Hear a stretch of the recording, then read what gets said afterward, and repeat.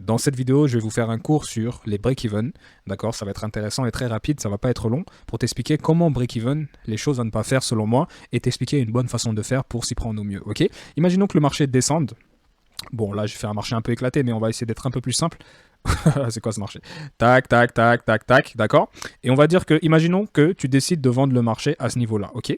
Donc là, tu as pris un sell, ok, qu'on va mettre en S, et tu as mis une limite de perte à ce niveau. Donc là, le marché, qu'est-ce qu'il a fait? Il va dans notre sens, donc on est en profit. Le marché descend, boum, boum, boum, boum. Donc là, on va dire qu'à ce niveau-là, on va dire qu'ici, tu es à plus 500, ok, plus 500 $. Et c'est intéressant avec le break-even. C'est quoi le break-even? C'est le fait de sécuriser justement sa position. Parce que là, tu as une perte de moins 100 $. D'accord? Donc break-even, ça consiste en quoi? Ça consiste à prendre ton SL que tu as mis ici et de le déplacer par exemple ici, là. Tu vois? Donc ici, tu gagnes plus 200 $. T'as compris? Donc là, tu avais un SL à moins 100 parce que là, tu as pris en sell, le SL il est au-dessus. À moins 100 $, si le marché se retourne, le marché là, on voit bien qu'il vient dans notre sens. Donc là, on est à plus 500 $ sur le graphe. Ok. Et tu décides à un moment donné, vu qu'on est à plus 500, et ben, je vais sécuriser mon trade et hop là, mettre ma limite de perte qui était à moins 100. Vu qu'on peut la déplacer, on a le contrôle sur l'entièreté de nos positions. Et ben, qu'est-ce que je vais faire? Boum, je la déplace et je la mets à plus 200. Donc qu'est-ce que ça veut dire? Ça veut dire que là, qu'importe ce que va faire le marché, ok, qu'importe ce qui va se passer ici, même s'il remonte, etc., il fait des trucs, il revient vers ma prise de position initiale. Tu comprends? Parce qu'on était placé ici.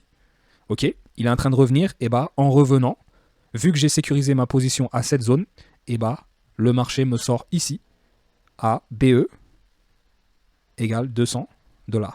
Tu as compris? Donc en gros, j'ai sécurisé. Donc le marché s'est retourné pour aller me SL. Mais vu que mon SL, je l'ai déplacé sur une zone qui me donne des profits, j'ai déjà sécurisé, je l'ai BE. Et bah, qu'est-ce qui se passe? Boum, le marché me sort à BE avec un BE de 200 $ dans cet exemple. Tu as compris? Donc, il y a des choses à ne pas faire parce que qu'est-ce que font les traders des fois? C'est en fait, ils BE beaucoup trop tôt. Ok? Donc en gros, le marché, imaginons, tu l'achètes ici. Le marché va dans ton sens, tu as des TP là-haut. Et tu avais une limite de perte ici. Le marché, il est allé dans ton sens. Il a fait un certain nombre de pips. Et là, tu dis, ok, donc ça, je le déplace et je le mets maintenant ici. Et qu'est-ce qui se passe des fois? Très souvent, le marché va dans ton sens vers tes TP, corrige un peu par et boum, il te sort. Et là, tu dis, bon, c'est pas grave, au moins je perds pas d'argent. Et juste après, boum, il va aller chercher tes TP. T'as compris? Et c'est là où tu te fais avoir où c'est vraiment dommage parce que tu te dis que si j'avais juste attendu un peu plus longtemps avant de BE, eh bah, j'aurais fait beaucoup plus d'argent. C'est juste que j'ai BE un peu trop tôt, ce qui fait que bah, le marché m'a donné des profits et il m'a sorti à break-even et boum. Maintenant, après, il est allé chercher là-haut. Ok? Donc, je te donne une bonne méthodologie pour bien placer ces BE. Et je commence en disant que toujours prendre en considération que le marché n'est jamais linéaire. Ok? Il descend, hop, hop, hop. Et en gros, il a besoin d'un mouvement contraire pour progresser dans une direction. Je te donne un exemple. On parle de chercher la liquidité. Il monte, boum. Liquidité, tac. Il récupère, boum. Il prend ici, boum. Il a besoin d'un peu de force, d'un mouvement contraire pour aller dans la bonne direction. Il ne va jamais tout droit. Quand bien même les corrections sont faibles, il y en a quand même quelques-unes et boum, t'as compris? Et la bonne pratique à adopter quand tu places un trade, déjà, c'est de faire correctement son analyse technique, de ne pas placer ses SL et ses TP pour rien, d'accord? Viser des bons TP, des bons SL, des SL cohérents avec l'analyse que tu as. Je ferai peut-être une vidéo par rapport à ça. Et l'idée, c'est de toujours attendre un retracement avant de break-even. Je m'explique. Tu achètes le marché ici. Tac, tac, tac. Bonne zone, tu as fait ton analyse technique. Le marché explose en ligne droite. Et tu t'es placé ici, ok? Et tu as ta limite de perte en dessous, correctement, une bonne limite de perte. Et ce qu'il ne faut pas faire quand tu vois que le marché explose en ligne droite, ne jamais break-even trop tôt avant un retracement visible donné par le marché. Parce que qu'est-ce qui se passe? Là, le marché part en ligne droite et l'erreur ici, ça va être de break-even trop tôt. Ah, c'est bon, je suis en profit de plus de 200, je sécurise ma position. Alors que le marché, boum, il va nous faire potentiellement une correction, voire même un double bottom, ça dépend du setup que tu prends. Et ensuite, boum, tu comprends? Et qu'est-ce qu'il fallait faire dans une telle situation? Boum, le marché explose, je suis placé, j'ai ma limite de perte en dessous, et bah je vais attendre d'abord une bonne correction, potentiellement sur une OTE ou bien ça dépend du retracement, ça dépend du mouvement, et ensuite le marché repart, dépasser ce niveau et aller beaucoup plus haut. Donc là, j'ai une bonne raison de me dire que là, c'est intéressant de break-even parce que j'ai déjà eu un mouvement de retracement qui me fait dire dans mon analyse, vu que mes TP étaient plus haut à la base, tu comprends? Les TP de base, quand je passe le trait de l'analyse, ici, je suis placé ici, mes TP, ils sont tout là-haut, ok? Et Là, dans cet exemple, ça va être intéressant de BE parce que, boum, le marché va en direction de mes TP. Ici, uniquement, c'est insuffisant pour BE parce que je n'ai toujours pas de retracement. Et là, boum, retracement qui est en train de se valider. Donc là, pour le moment, je laisse mes SL. Je vois que la configuration retrace et est en train de repartir maintenant dans mon sens.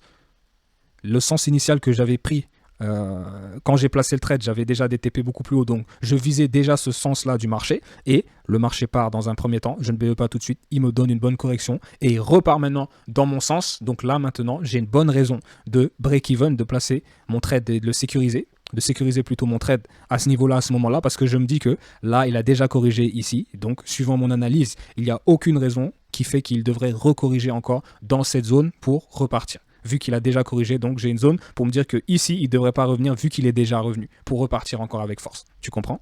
C'est comme ça qu'il faut plus ou moins raisonner avec ces break-even.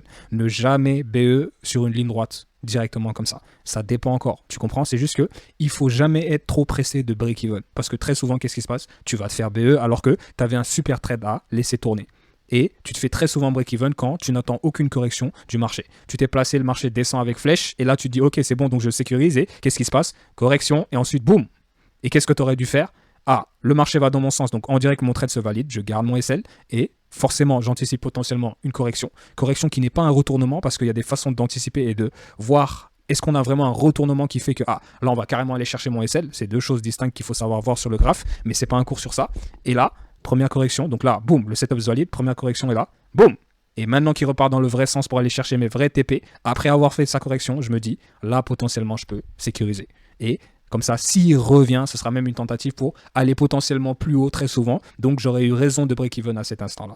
Et dans le cas contraire où vraiment j'avais raison sur mon trade, qu'est-ce qui se passe? C'est bon, il a fait la correction qui aurait pu me BE si j'avais BE trop vite, mais vu que j'ai compris, j'ai pas BE tout de suite, j'ai laissé mon SL, il est revenu, il est reparti dans mon sens, donc là j'ai compris que maintenant ici à ce niveau, je peux break even. J'espère que c'est clair.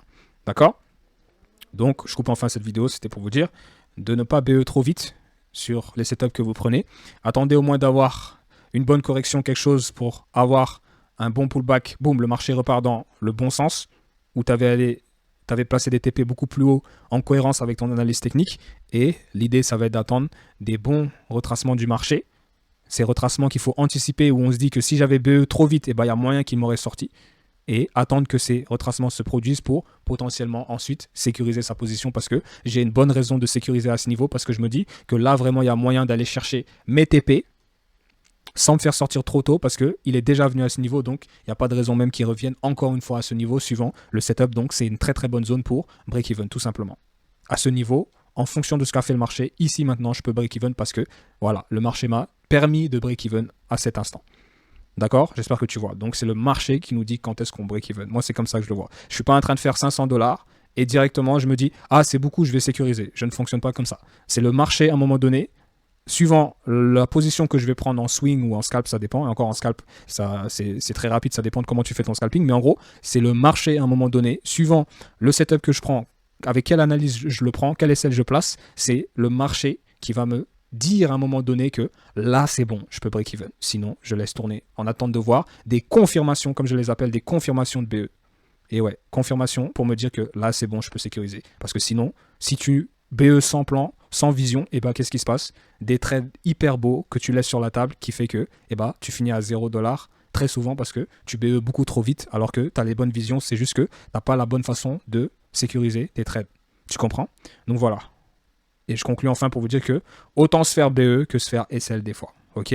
Mais c'est dommage de se faire BE quand, franchement, tu avais des superbes trades qui allaient TP en plein dans le mille. C'est juste que tu n'as pas eu la bonne méthodologie pour bien BE. Ok?